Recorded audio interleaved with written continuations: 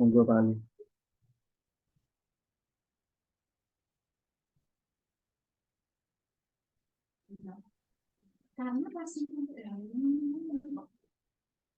Iya, baik.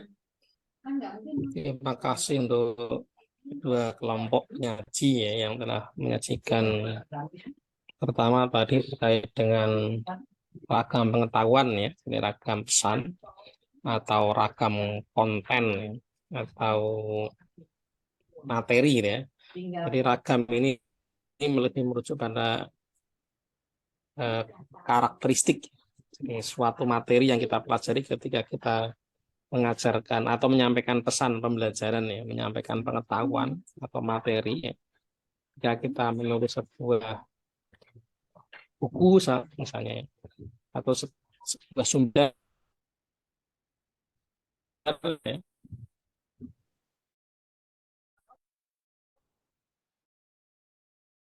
itu yang menyampaikan ya, informasi pengetahuan, informasi klasifikasi diantaranya dapat disebut sebagai materi tersebut adalah tergolong fakta, faktual. Jadi adalah ragamnya adalah termasuk faktual. Ya, faktual dari sini misalnya ya fakta ya, peristiwa-peristiwa ya, benda-benda konkret yang dapat diamati ya, secara nyata ya oleh mata, itulah fakta ya Pak. Atau sesuatu yang amal secara itu biasanya fakta ya. Tapi yang bisa dirasakan terukur ya, sesuatu yang bisa dibenda itu fakta. Contoh peristiwa sama seseorang ya dan sebagainya intinya. Itu ragam lah. Nanti kita juga akan ada kaitannya ya di setelah ke depan itu akan ada bagaimana memvisualisasikan ya masing-masing pengetahuan tersebut ya. Kalau pengetahuannya itu apa termasuk fakta apa seperti apa, contoh misalkan tentang bunga misalnya, nah, itu kan termasuk. Tapi bunga juga termasuk konsep. Kalau kita bicara konsep bunga, yang disebut bunga itu apa? Ketika kita bicara konsep juga bisa ciri-ciri sesuatu disebut memiliki konsep ketika ada ciri. Jika dalamnya konsep itu kan untuk memudahkan orang untuk melihat ciri-ciri dan juga melihat klasifikasi, sehingga konsep itu misalnya. Nah, kursi misalnya, kursi juga sebuah konsep, tapi konsep yang faktual ya. Jadi konsep, tapi adalah konsep inilah konsep sebuah benda yang konkret ya, faktual. Kenapa sih, apa sih yang disebut kursi ya? Nah, tentunya kenapa disebut kursi, karena tentunya ada atribut-atribut, ada ciri-ciri ya. Nah, jadi misalnya suatu saat ciri ada kursi itu kan bentuknya macam jenisnya, tapi selalu kita akan menyebut ceritanya ini kursi atau meja. Maksudnya kita secara otomatis tahu kursi ini.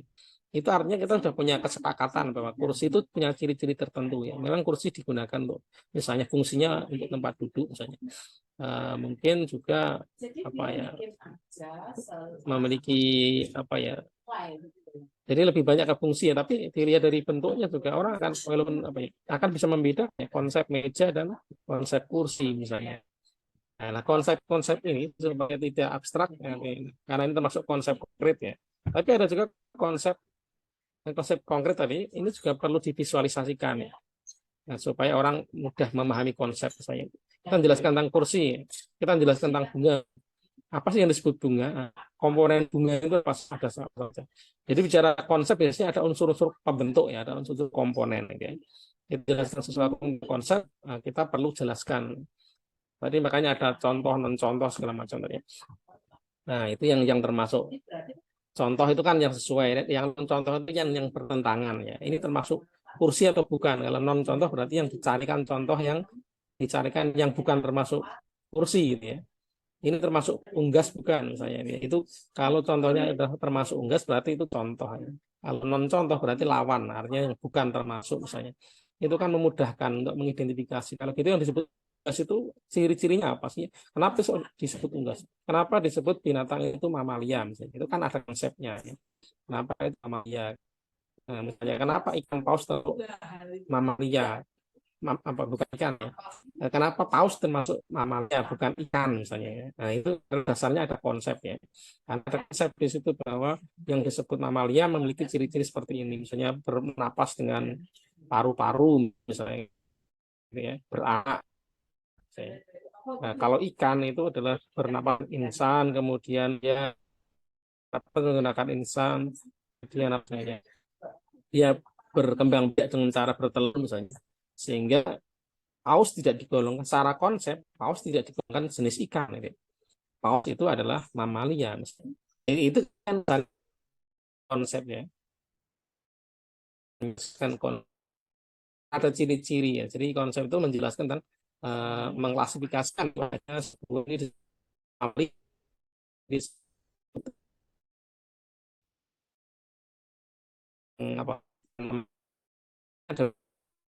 kita bisa memudahkan ya, memudahkan sesuatu konsep apa ya. Nah, itu. Jadi dengan adanya konsep itu kita bisa membedakan setiap objek pengetahuan ya, karena ada di dasarnya adalah konsep ya. Ini adalah ikan atau bukan, itu dasarnya adalah konsep yang dasari yang tematik pengertian itu amal kita ada konsep-konsep yang membangun ya, yang ada tentunya di dalamnya ada ciri-ciri tadi yang sudah dijelaskan oleh kelompok penyaji ya. Nah, kenapa kita hari ini kok dalam desain pesan perlu ya memahami tentang ragam pengetahuan, kemudian kita belajar konsep ya.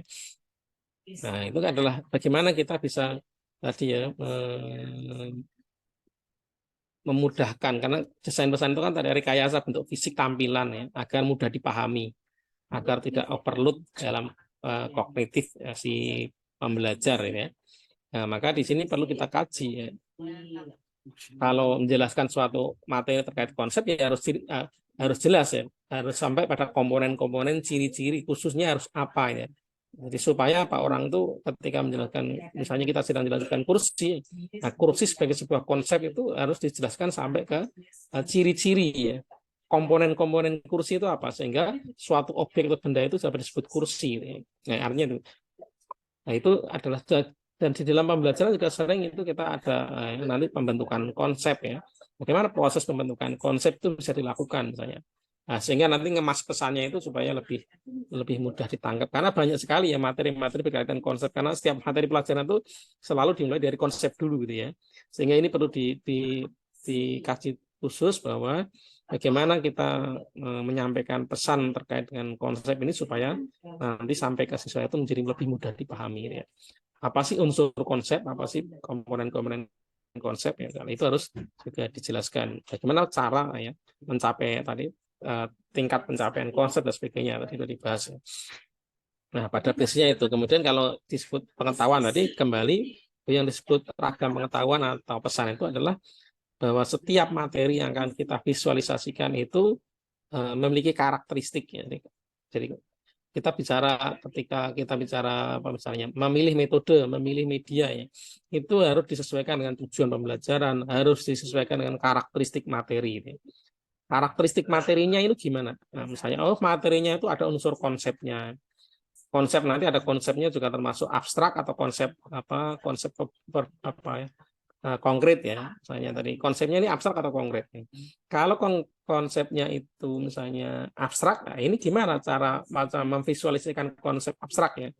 Mungkin bisa dibuat gambar-gambar analog ya, menganalogikan konsep itu menggunakan sketsa-sketsa gitu ya, menggunakan bagan sketsa untuk menggambarkan konsep itu ya, memvisualisasikan dengan simbol-simbol misalnya, karena konsepnya abstrak maka digunakan simbol-simbol misalnya, gambar-gambar simbol misalnya. Tapi kalau konsepnya itu adalah konkret, itu sebaiknya juga menghadirkan, divisualisasikan dengan benda konkretnya ya. Kita sedang menjelaskan unggas tadi, maka perlu dihadirkan foto tentang unggas gitu ya. Supaya anak-anak juga memahami konsep unggas itu bisa langsung jelas gitu ya. Karena apa? Ini konsepnya adalah konsep konkret ya. Maka sebaiknya supaya mudah dipahami konsep tersebut tidak menjadi abstrak, nah, maka perlu dihadirkan, divisualisasikan dengan gambar konkret itu ya. Gitu. Jadi itulah karakteristik materi. Sehingga ketika siswa itu kesulitan belajar itu kita bisa ini karakteristik materinya seperti apa. Apa unsur pembentuk pengetahuan yang dipelajari itu ada apa saja? Oh, di sana ada materi tentang konsep, ada materi tentang prosedur misalnya kan. Prosedur kalau supaya mudah dipahami seperti apa? Nah, prosedur ya dicarikan bagan alir, digambarkan bagan alir prosesnya ya. Jadi disertai dengan bagan alir atau alur ya. Divisualisasikan seperti itu supaya itu mudah ditangkap prosedurnya supaya tidak abstrak. Nah, sehingga artinya apa? Ketika kita memahami setiap ragam pengetahuan dalam sebuah materi, ya, maka kita bisa memilih media yang tepat. Dan juga pesan yang desain tampilan pesan itu ya, desain tampilan media. Karena media ketika kita bicara teknologi ya, atau media itu ada 3 unsur pembentuknya. Yang pertama adalah brandware-nya. Brandware itu ya pesan, desain ide atau desain tampilan, desain ide atau gagasannya ya. Brandware itu gagasan. Karena itu adalah menjadi hal yang utama ya. Kemudian yang kedua adalah selain brandware, teknologi itu juga ada hardware. Media itu hardware-nya seperti apa. Kemudian software. Ya. Kita bicara hardware kan bicara perangkat pendukung atau pesan atau materi itu disampaikan melalui apa. Ya. Alat perangkat kerasnya apa. Software misalnya aplikasi ya, berupa aplikasi softwarenya. Tetapi yang lebih penting dari aplikasi dan juga sarana pendukung aplikasi itu ya. Contohnya kalau sarana pendukung aplikasi kan misalnya internet, laptop misalnya Android misalnya, itu kan perangkat teknologi hardware-nya. Software-nya kan aplikasi pakai flash, pakai apa misalnya. Tapi yang lebih dari itu teknologi itu adalah brandware-nya itu konten, pesan, desain pesannya itu ya.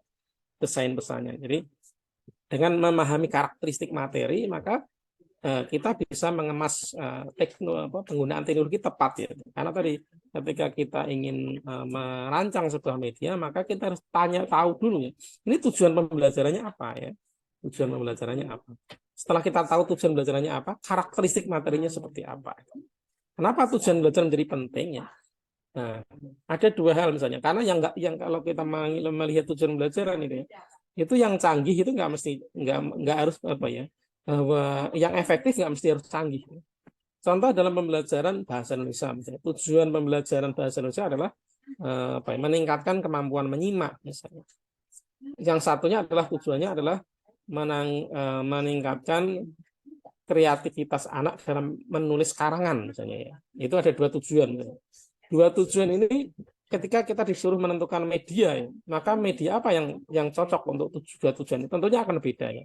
Nggak serta-merta kalau misalnya video itu lebih canggih, kemudian dua-duanya langsung dipilih video ya. Ya mungkin pakai video juga dua-duanya bisa, tetapi yang terpenting adalah bagaimana kalau tujuannya kreativitas, kontennya seperti apa ya, dalam meningkatkan mengarang misalnya. Nah, contoh kalau video kan lebih banyak biasanya menggambarkan sesuatu ini ya, mencari isi dengan dijelaskan secara gamblang itu tutorial. Nah, di dalamnya ada penjelasan gamblang atau menggambarkan sebuah cerita yang runtut misalnya. Nah, ketika tujuan pembelajaran bahasanya menyimak, misalnya, itu akan cocok ya. Ketika desainnya tadi adalah ada sebuah cerita, drama atau apa yang kemudian menyimak ya, kemudian anak suruh menceritakan ulang gitu ya. Apa konten itu lebih mudah dipahami. Tetapi ketika tujuan belajar adalah meningkatkan kreativitas anak untuk mengarang, maka media itu nggak harus canggih dengan video yang persiapannya butuh waktu ya, lebih butuh lebih waktu panjang atau lama ya. Mungkin cukup dengan gambar seri gitu ya. Kenapa? Dengan gambar seri itu akan lebih mudah dipahami. Pertama adalah memungkinkan anak untuk merangkai. Jadi yang dipancing kan kreativitas. Kalau gambar seri, gambar-gambar yang penggalan-penggalan itu anak-anak harus diarahkan untuk bagaimana bisa menghubungkan dengan bahasa mereka sendiri, mengkontekstualisasikan hubungan antar gambar satu dengan gambar lain. Dan itu akan memungkinkan setiap anak itu memiliki berbeda-beda ya. Mungkin dia memaknai gambar 1, 2 itu berbeda sehingga dia membuat ceritanya juga jadi beda itu. Karena tadi adalah yang kedua adalah bagaimana meningkatkan kemampuan kreativitasnya dalam menulis karangan misalnya, untuk anak SD kelas rendah misalnya. Nah itu ya. Jadi dengan melihat tahu tujuannya itu akan menentukan media yang tepat gitu ya. Nggak harus canggih dan mahal gitu ya. Itu jadi tujuan belajar menjadi penting. Tadi satu contoh ketika tujuan pembelajarannya adalah keterampilan menyimak, itu video nggak apa-apa, itu bagus. Tetapi kalau tujuan belajarannya adalah meningkatkan kreativitas mengarang ya, maka cukup gambar seri gitu ya. Gambar seri sudah bagus untuk apa, bisa untuk meningkatkan kemampuan kreativitas mengarang anak misalnya. Jadi itu karena dasarnya adalah tujuan ya. Itu dasarnya tujuan. Nah, yang kedua adalah dasarnya dari karakteristik materi tadi ya. Nah, kalau kita sudah pilih misalnya video, karakteristik materinya apa ya? Nah, baru kan nanti tampilannya itu pakai desain brandware-nya itu seperti apa ya? Supaya tujuan tercapai, supaya tujuan tercapai tadi brandware-nya atau menjadi karakteristik materinya seperti apa. Jadi dengan tahu ragam pengetahuan tadi kita bisa menyajikan, memvisualisasikan dengan cara apa, menggunakan apa ya. Itu yang ketika kita tahu karakteristik materi, sehingga juga kita misalnya kenapa sih matematika kok susah misalnya, mungkin di bagian mana ya, bagian materi apa, apakah salah konsepnya ya, apakah kita apakah itu bagian faktanya atau bagian apanya, apakah dia kesulitan apa ya, tidak nggak memahami prosedurnya ya, prosedur ketika memperoleh hasil perhitungannya ya. Prosedur berarti kan nggak apa rumusnya itu, atau dia konsepnya aja nggak paham. Nah itu kita bisa memetakan ya, kesulitan anak itu di bagian konsep, bagian prosedur ya, atau prinsip-prinsipnya ya. Jadi itu penting untuk dalam konteks desain pesan adalah bagaimana tadi sekali lagi adalah bagaimana memudahkan ya, menampilkan pesan itu agar mudah dipahami. Kalau prosedur tadi maka perlu dikasih apa istilahnya ya, langkah-langkah tadi perlu divisualisasikan ya. Kalau dalam apa ya istilahnya pesan-pesan yang sifatnya verbal, nah itu tadi perlu divisualisasikan dengan bagan-bagan alir dan sebagainya ya. Nah, kemudian kalau pesannya itu berupa prinsip ya, prinsip itu tergantung prinsip itu kan aturan hukum ya, misalnya hukum Pascal ya, prinsip-prinsipnya seperti apa ya. Jadi prinsip itu lebih pada ada aturan-aturan ya, ketentuan ya. Prinsip itu kan ketentuan. Jika misalnya air akan mendidih dalam suhu 100 derajat, itu kan prinsip ya, itu kan termasuk contoh prinsipnya. Hukum Pascal misalnya ya, itu juga prinsip ya. Jadi ada itu karakteristik materinya berbicara prinsip-prinsip itu yang kita harus pahami. Yang ketika kita menjelaskan materi maka kita harus tahu karakteristik materi ya. Jadi materi itu yang dijelaskan itu karakteristiknya itu mengandung apa saja, apakah konsep, bagaimana kita menjelaskan konsep, bagaimana kita menjelaskan fakta, bagaimana kita menjelaskan prinsip, ya. Kemudian bagaimana kita bisa merekayasa tampilan bentuk fisiknya ya, agar itu memudahkan siswa dalam memahami setiap komponen pengetahuan atau pesan yang disajikan tadi. Itu secara substansi tambahan saya ya. Ada pertanyaan monggo. Skornya itu kan gitu ya, yang paling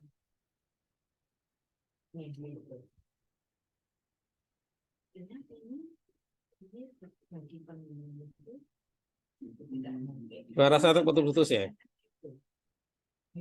Putus-putus tadi di awal. Oh iya, ini kalau di kampus gini ya. Nah, kalau biasanya saya jelaskan dari rumah tuh jelas ya, kalau di kampus itu ya. Ya. Kalau sekarang jelas ya. Sudah. Oh, tadi ternyata kurang kencang apa headset saya. Nah itu ya, jadi sekali lagi mungkin kalau tadi putus. Jadi kita kenapa hari ini kita mengkaji tentang ragam pengetahuan tadi ya, satu ragam pengetahuan itu adalah merupakan karakteristik materi tadi. Jadi ketika kita sedang menentukan media, menentukan metode ya, maka kita perlu pertama adalah tahu tentang tujuan pembelajaran ya. Jadi tujuan pembelajaran yang berbeda itu juga akan menghendaki pilihan media yang berbeda ya. Contohnya tadi adalah ketika dalam bahasa Indonesia, ketika tujuannya adalah meningkatkan keterampilan menyimak, maka bisa aja ya, medianya menggunakan video misalnya ya, dengan format sajian atau desain pesannya menggunakan cerita atau apalah ya. Kemudian kalau tujuan pembelajarannya adalah meningkatkan kreativitas anak dalam membuat suatu karangan ya, maka sebenarnya medianya cukup dengan gambar seri gitu ya. Nah itu artinya apa? Sama-sama bahasa Indonesia ya, ketika tujuannya berubah maka medianya pun bisa pilihannya berbeda ya. Dan tidak harus dilihat dari canggih tidaknya ya, tapi dilihat dari tujuannya itu apa, mudah disampaikan dengan apa, bagaimana tujuan itu bisa tercapai misalnya. Itu dengan media apa ya, nggak harus yang canggih gitu ya. Nah, kemudian terkait dengan tadi ragam pengetahuan ya. Jadi kalau ragam pengetahuan itu kita harus digunakan untuk memahami eh, karakteristik materi. Jadi setiap materi yang akan kita desain itu memiliki karakteristik atau ciri-ciri gitu ya. Ciri-ciri ya. Ini termasuk apa? Misalnya tadi sudah dijelaskan ragam karakteristik materinya berupa pengetahuannya adalah terkait konsep ya. Oh ini konsepnya termasuk konsep abstrak atau konsep apa istilahnya konkret ya. Kalau konsep abstrak, kira-kira bagaimana memvisualisasikan agar mudah dipahami. Kalau konsepnya konkret, tadi harus dihadirkan benda konkret, karena sudah itu sudah konkret ya, bisa divisualisasikan dengan benda nyata yang sudah ada, biasa dilihat ya. Nah itu konsep. Kalau itu berupa prinsip gimana ya? Kalau itu berupa apa karakteristik materinya itu ada kandungan ketika bagian tertentu itu adalah sedang menjelaskan terkait dengan prosedur ya. Nah, maka sebaiknya tidak hanya dijelaskan dengan kata-kata ya, perlu ditambahkan visualisasi dalam bentuk bagan alir misalnya. Bagan alirnya ditambahkan supaya apa? Dia bisa mengingat prosedur itu dengan lebih mudah ya. Memahami prosedur itu menjadi lebih cepat ditangkap, diingat di dalam memori gitu ya. Nanti kaitannya kemarin dengan memori gitu ya. Jadi dengan adanya visualisasi tadi, maka setiap materi itu sesuai karakteristiknya bisa divisualisasikan dengan lebih mudah ininya gitu ya. Saya pikir itu ya.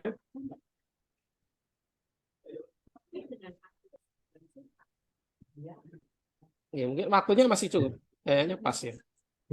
Sudah Pak.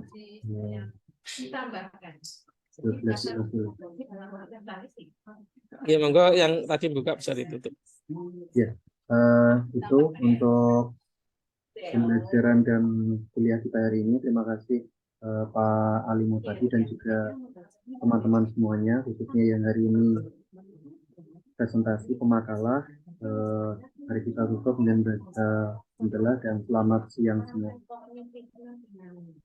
Alhamdulillah. Itu silakan teman-teman kalau masih melanjutkan kuliah selanjutnya bisa lihat dari Zoom. Ya, terima kasih semuanya. Terima kasih Pak Ali. Terima kasih.